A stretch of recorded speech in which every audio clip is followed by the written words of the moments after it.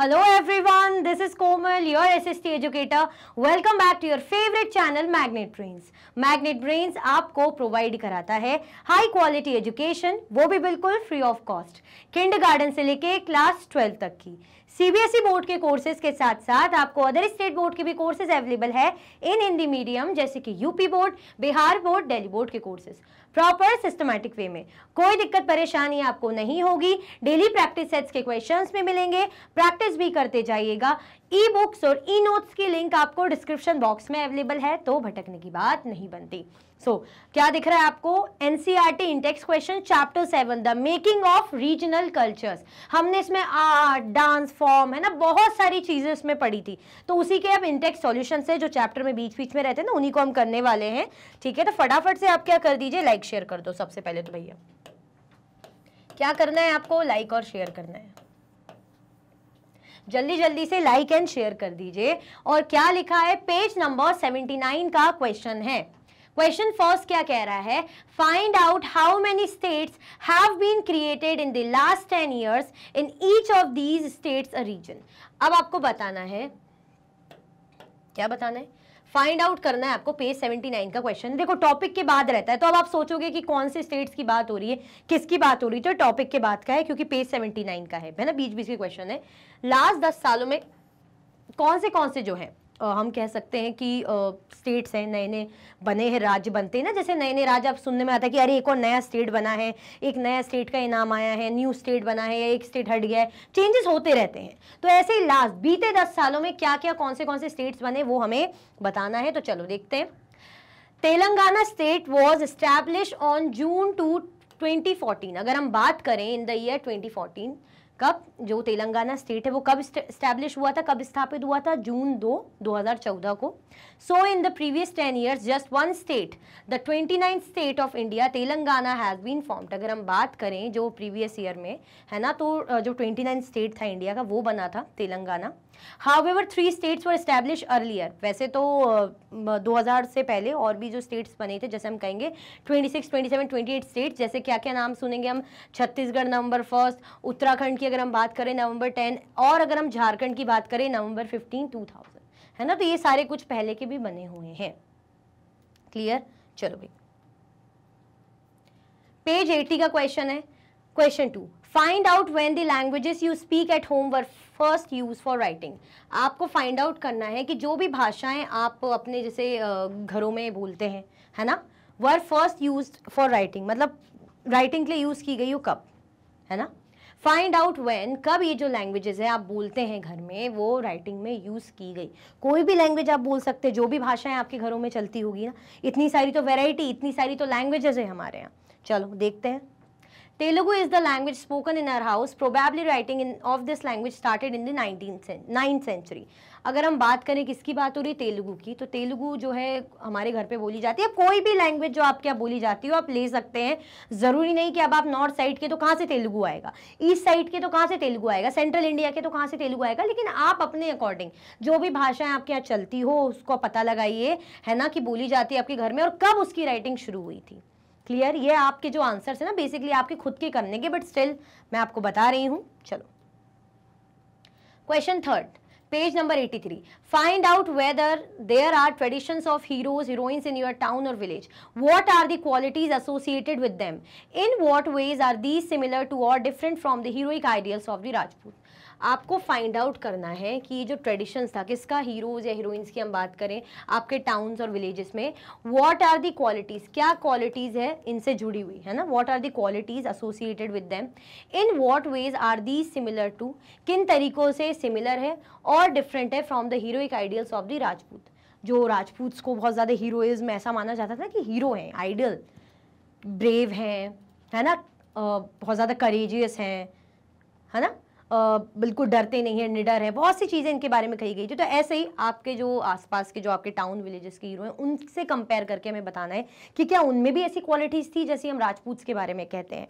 चलो भाई, word example जैसे Banda Vir Bairagi, brave and fearless, never surrender to Mughals, he was killed cut in pieces by the Mughal emperor. जैसे एक ऐसी एग्जाम्पल हम दे सकते हैं बंदा वीर बैरागी का, जो बहुत ही बहादुर और बहुत ही निडर थे, है ना, कभी भी मुगल सेना के सामने उन्होंने सरेंडर नहीं किया, जिसके कारण उन्हें मार दिया गया, मतलब टुकड़ों में काट दिया गया मुगल एम्परर के द्वारा, लेकिन उन्होंने कभी हार नहीं मानी, सरेंडर नहीं किया। तो यानी आप समझ सकते कितने ज्यादा ब्रेव और फियरलेस रहे होंगे। क्लियर?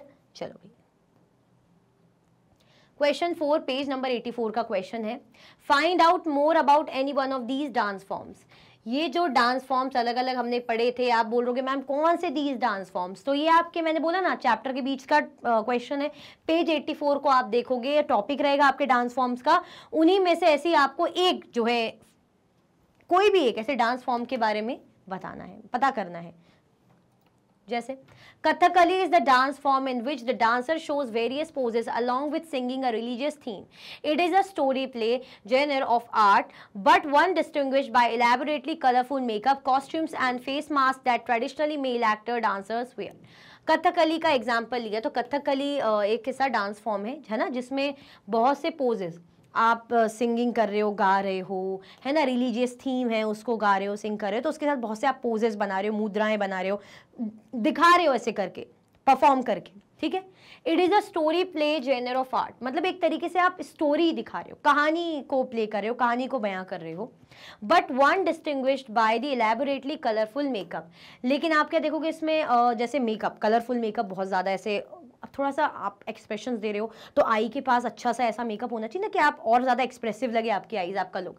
कॉस्ट्यूम्स हो गए, फेस मार्क्स हो गए, that the traditionally male actor dancer wear, जो एक ट्रेडिशनली मेल एक्टर डांसर पहनता है। क्लियर? तो आप ऐसी कोई भी डांस फॉर्म के बारे में अपने अकॉर्डिंग बता सकते हो, ऐसा कोई दिक्कत नहीं है कि आप यही लिखोगे। डांस फॉर्म जो दिए हैं उनमें से किसी भी एक के बारे में यू कैन टेल। चलो, पेज नंबर 89 का question, question 5, why do you think the second category of text was not written down. क्यों आपको ऐसा लगता है जो सेकंड कैटेगरी रही है टेक्स्ट की वो लिखी नहीं गई? कौन सी कैटेगरी, किस टेक्स्ट की बात हो रही है? पेज 89 में आप देखोगे कौन से टेक्स्ट की बात हो रही है। आपको टॉपिक होगा, है ना, तो उसमें आपसे पूछा गया कि जो सेकंड टेक्स्ट है उसके बारे में क्यों नहीं लिखा गया। तो क्यों नहीं लिखा गया था? Because they were recited orally, their date can not be confirm, they were popular in eastern Bengal. हम बंगाल की अगर बात करें तो वहां पे जो सेकंड टेक्स्ट था वो कैसा था, वो ओरली एक दूसरे को ऐसे बताया गया होगा, ऐसा लिखे हुए मिलता, लिखा हुआ है ऐसे पता कुछ मिलता तो हम उसके बारे में करते, लिखते, लेकिन वो ओरली ही रिसाइट किया जाता था कि मैंने करा रिसाइट, फिर मैंने किसी और को बताया, उसने ओरली सीखा, उसने ओरली दूसरे को बताया, फिर ऐसे ओरली ओरली ओरली। अब मुंह से अगर कोई बात आपको बता दे तो वो पलट भी तो सकता है ना, बोल भी तो सकता है कि अरे यार ऐसा मैंने नहीं बताया, तो ओरल फॉर्म में है, लिखा गया नहीं, है ना। Their date can not be confirm, अब जब ओरल फॉर्म में है, लिखा गया नहीं, तो डेट कैसे कंफर्म करेंगे, कुछ बता ही नहीं सकते कब लिखना शुरू हुई, कितने हजारों सालों पहले लिखना शुरू हुआ।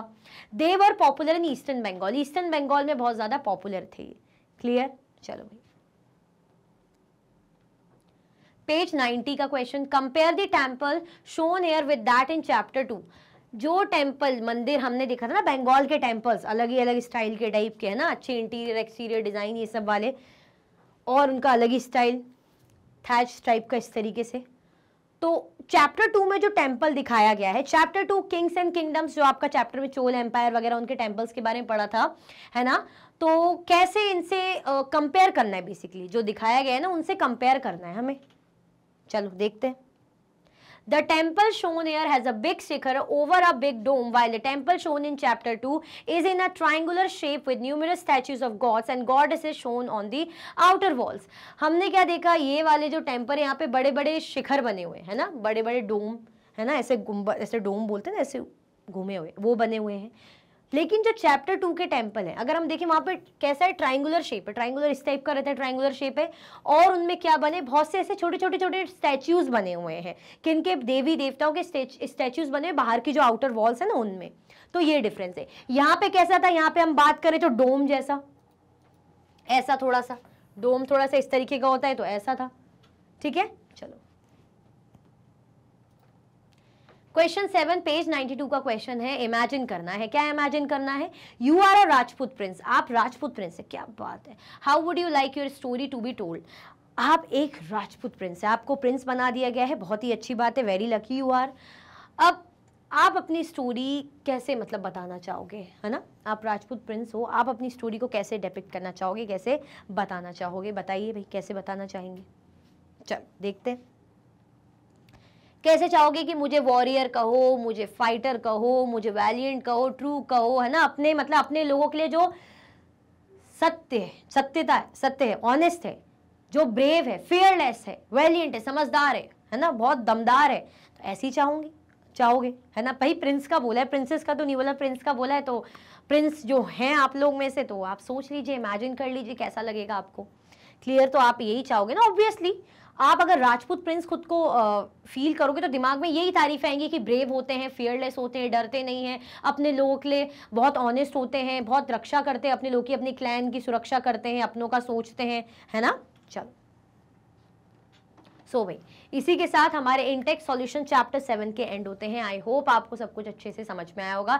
देखो जो इनटेक्स सॉल्यूशन होते हैं ज़्यादातर वो खुद से करने के रहते हैं, तो जो मैं बोल रही हूँ ना, भले यहाँ पे थोड़ा बताया गया कि मैंने कौन सी लैंग्वेज ली, तेलुगु का एग्जाम्पल ले लिया या कोई भी एग्जाम्पल ऐसा ले लिया, तो आप अपने स्टेट, अपने रीजन, अपने एरिया के अकॉर्डिंग एग्जाम्पल ले सकते हैं। ज़रूरी नहीं है कि जो है वही कॉपी पेस्ट, ये रेफरेंस के बस बता देती हूँ मैं, है ना, जो इस टाइप के क्वेश्चन होते हैं। क्लियर, बाकी जो बिल्कुल ही आप ही कर सकते हो तो वो तो मैं फिर लिख ही देती हूँ, do it by yourself. I hope आपको क्लियर हुआ होगा। अगर आप और भी वीडियो के लेक्चर्स देखना चाहते हैं, मैग्नेट ब्रेन्स के यूट्यूब चैनल, एप्लीकेशन और वेबसाइट से देख सकते हैं। ई नोट्स और ई बुक्स की लिंक आपको डिस्क्रिप्शन बॉक्स में अवेलेबल है। ये सारे हाई क्वालिटी के कोर्सेज हैं, जैसे कि CBSE board, Delhi board, Bihar board, UP board, MP board, Rajasthan board, Vedic maths, crash course, spoken English courses अच्छी क्वालिटी में और 100% फ्री अवेलेबल है। आप हमें सारे के सारे प्लेटफॉर्म पर भी फॉलो कर सकते हैं। जैसे कौन से प्लेटफॉर्म है भाई जिस पर आपको फॉलो करना है, क्या क्या है, यूट्यूब है, फेसबुक है, इंस्टाग्राम, एक्स और व्हाट्सएप पे। तो लाइक, शेयर, सब्सक्राइब करना बिल्कुल भी ना भूलें। अपना ख्याल रखें। Thank you so much for watching.